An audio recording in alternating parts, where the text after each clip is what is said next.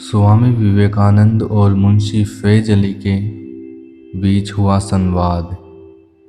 मुंशी फैज अली ने स्वामी विवेकानंद से पूछा, हमें बताया गया है कि अल्लाह एक ही है। यदि वह एक ही है तो फिर संसार उसी ने बनाया होगा।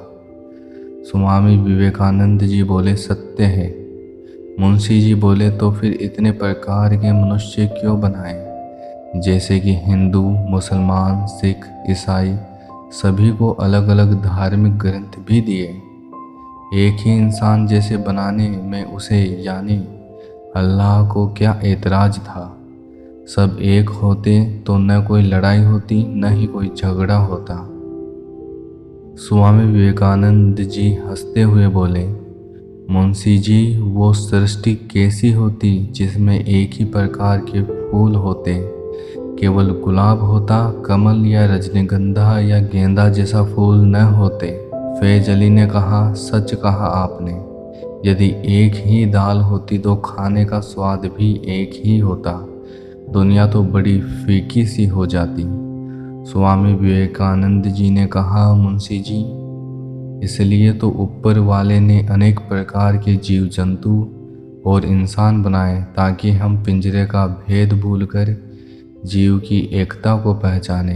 मुंशी जी ने पूछा, इतने मजहब क्यों? स्वामी विवेकानंद जी ने कहा, मजहब तो मनुष्य ने बनाए हैं, प्रभु ने तो केवल धर्म बनाया है।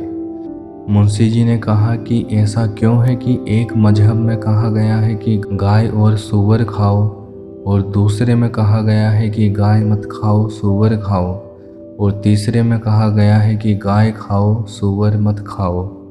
इतना ही नहीं, कुछ लोग तो ये भी कहते हैं कि मना कहने पर जो इसे खाए उसे अपना दुश्मन समझो। स्वामी जी जोर से हंसते हुए मुंशी जी से पूछे कि क्या ये सब प्रभु ने कहा है? मुंशी जी बोले, नहीं, मजहबी लोग यही कहते हैं। स्वामी विवेकानंद जी बोले, मित्र, किसी भी देश या प्रदेश का भोजन वहाँ की जलवायु की देन है।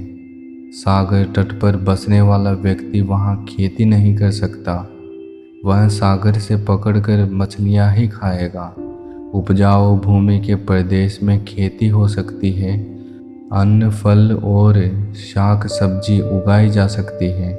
उन्हें अपनी खेती के लिए गाय और बैल बहुत उपयोगी होंगे।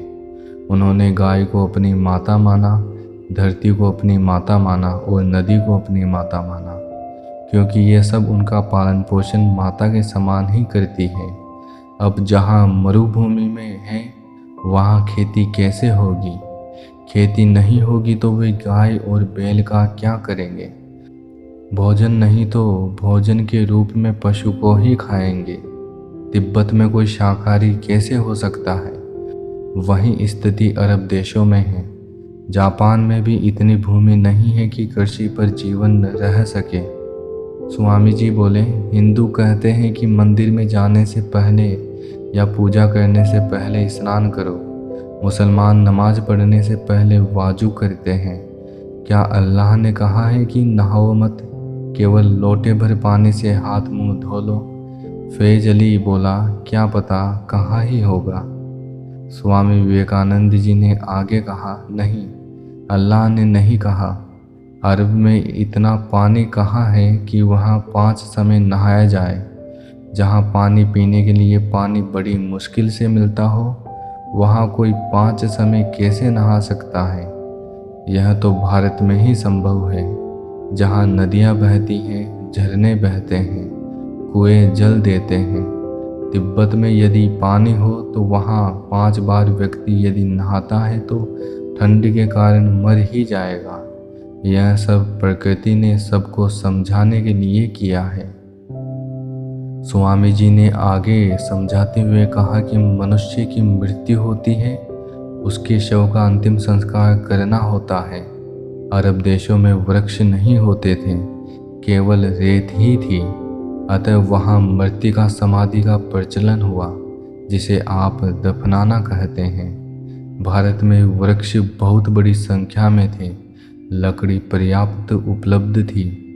अतः भारत में अग्नि संस्कार का प्रचलन हुआ। जिस देश में जो सुविधा थी वहाँ उसी का प्रचलन बढ़ा। वहाँ जो मजहब पनपा उसने उसे अपने दर्शन से जोड़ लिया।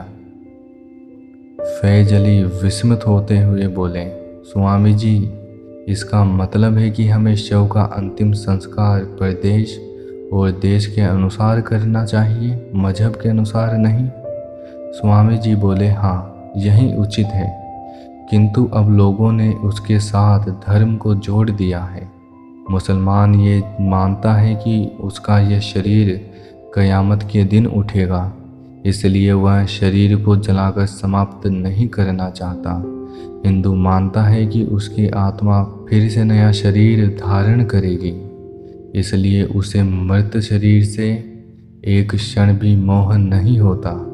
फैज अली ने पूछा कि एक मुसलमान के शव को जलाया जाए और एक हिंदू के शव को दफनाया जाए तो क्या प्रभु नाराज नहीं होंगे? स्वामी जी ने कहा, प्रकृति के नियम ही प्रभु का आदेश है। वे प्रभु कभी रुष्ट नहीं होते। वे प्रेम सागर है, करुणा के सागर है। फैज अली ने पूछा, तो हमें उनसे डरना नहीं चाहिए? स्वामी जी बोले, नहीं, हमें तो ईश्वर से प्रेम करना चाहिए। वो तो पिता समान है, दया का सागर है, फिर उनसे भय कैसा? डरते तो हम उससे हैं जिससे हम प्यार नहीं करते। फैज अली ने हाथ जोड़कर स्वामी जी विवेकानंद जी से पूछा, तो फिर मजहबों के कटघरों से मुक्त कैसे हुआ जा सकता है? स्वामी जी ने फैज अली की तरफ देखते हुए मुस्कुराते हुए कहा, क्या तुम सचमुच कटघरों से मुक्त होना चाहते हो? फैज अली ने स्वीकार करने की स्थिति में अपना सर हिला दिया। स्वामी जी ने आगे समझाते हुए कहा, फल की दुकान पर जाओ, तुम देखोगे वहाँ आम, नारियल, केले, संतरे, अंगूर आदि अनेक फल बिकते हैं, किंतु वो दुकान तो फल की ही दुकान कहलाती है। फैज अली ने हाँ में सर हिला दिया। स्वामी विवेकानंद जी ने आगे कहा कि तुम अंश से अंशी की ओर चलो, तुम पाओगे कि सभी उस प्रभु के रूप हैं। फैज अली विरल आश्चर्य से स्वामी विवेकानंद जी को देखते रहे और बोले, स्वामी जी, मनुष्य ये सब क्यों नहीं समझता? स्वामी विवेकानंद जी ने शांत स्वर में कहा, मित्र, प्रभु की माया को कोई नहीं समझता। मेरा मानना तो यह है कि सभी धर्मों का गंतव्य स्थान एक है। जिस प्रकार विभिन्न मार्गों से बहती हुई नदियाँ समुद्र में जाकर मिलती हैं, उसी प्रकार सब मतांतर परमात्मा की ओर ले जाते हैं। मानव धर्म एक है, मानव जाति एक है। आशा करते हैं कि आपको यह वीडियो पसंद आया होगा।